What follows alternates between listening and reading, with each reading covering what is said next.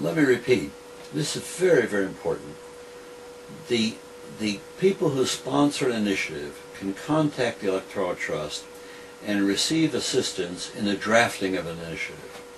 Then they go out and get it qualified by any one of these three methods: by citizen petition, by a public poll, and by legislative resolution.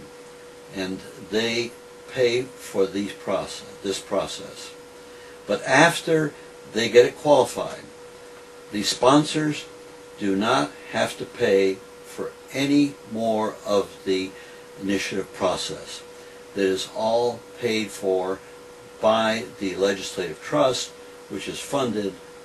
Its activities are funded by the public, by taxpayer dollars, because that is the initiative process. Just like the Congress. The legislative process of the Congress is paid for by taxpayer dollars. The legislative process of the state government, the legislature of the states, is paid for by taxpayer dollars. The legislative process of the city council is paid for by the taxpayer dollars of cities and counties. This is no different than that legislative process. The legislature of the people is the same way as those processes. That was F, qualification. Going on to G, withdrawal. The sponsors of an initiative may withdraw their initiative from further consideration and processing at any time prior to a deadline established by the Electoral Trust. And that's up to the Electoral Trust, because once an initiative moves through the pipeline, at a certain point, the sponsors may not be able to withdraw it.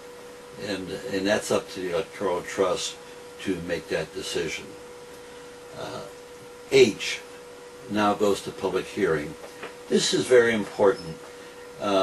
In the existing 24 states in the United States, the shortcoming of all of these states, they do not have a legislative process.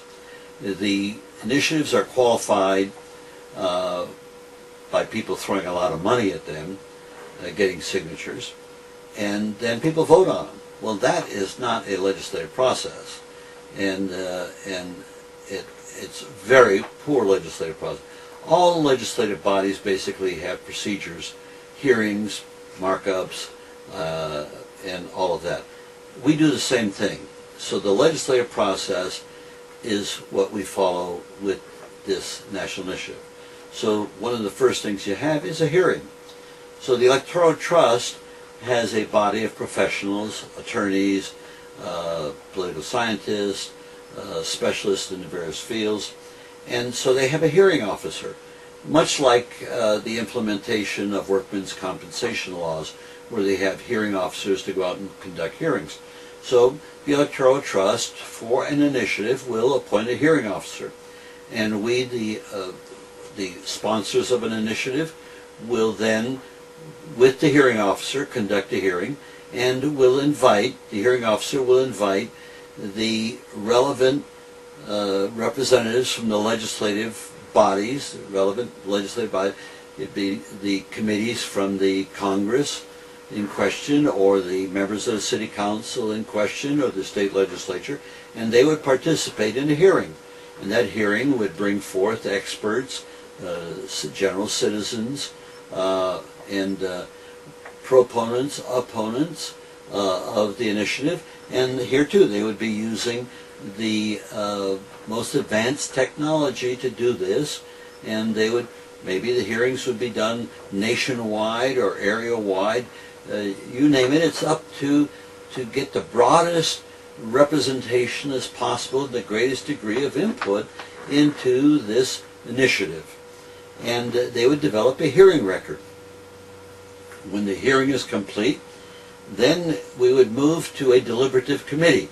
Now, in a normal legislative body, you assign the legislation to a subcommittee, and it's the committee, and the committee to a subcommittee, and the committee is the one that holds the hearings. Well, Now you have a hearing that's held by the Electoral Trust, and then we have a deliberative committee.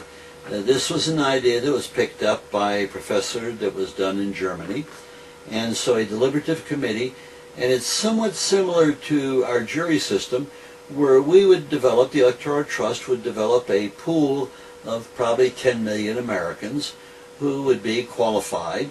And you don't have to have 10 million Americans that have to have PhDs, but it would be a total spectrum of the American population, some educated, ordinary citizens, and from that pool, that people would be picked that would be for each initiative, and they would then be paid what they normally earn, not like the jury process now, where they're paid unfairly for the time that they serve.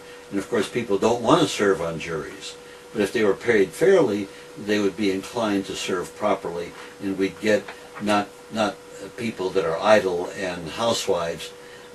We would get a really cross-section of our society, and so they would be prepared to serve on these deliberative committees, and these deliberative committees would receive the hearing record. They would have the ability to call in experts. They would then, we, the sponsors of an initiative, could sit with the deliberative committee and deliberate with them on our initiative.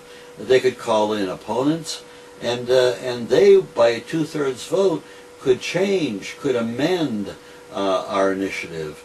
So it would be really operate just like a legislative committee in a legislative body, and thereby improve the initiative and bring it forward for action.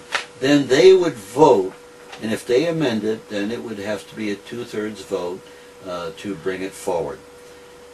Now, after they have a vote, it then goes to, next is J in the process, which is the legislative advisory vote. At that point in time, it now goes into the pipeline for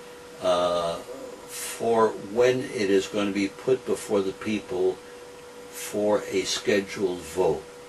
But at the same time, it is sent to the legislature of relevant jurisdiction.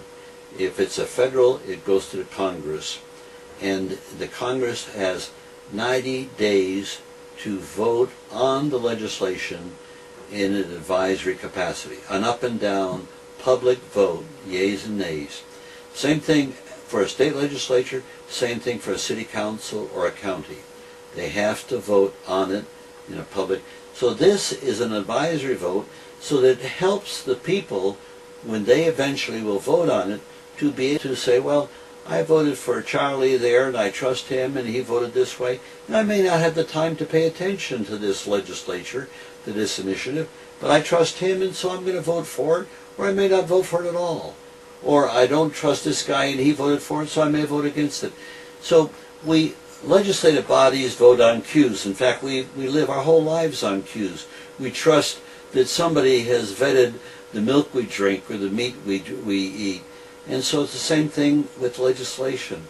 So we trust, and so sometimes we want to be informed, but we don't have the time, so we trust other people, and that's the process.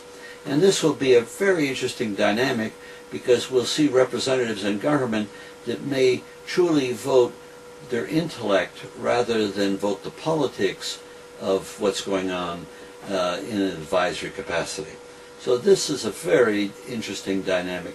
This, incidentally, is the only thing that we do in the National Initiative to Representative Government. We do not alter any other facet of representative government other than require that representative government vote in an advisory capacity to the people, to the legislature of the people, helping them and make a decision on what they should vote, yes or no, whether they should vote yes or no.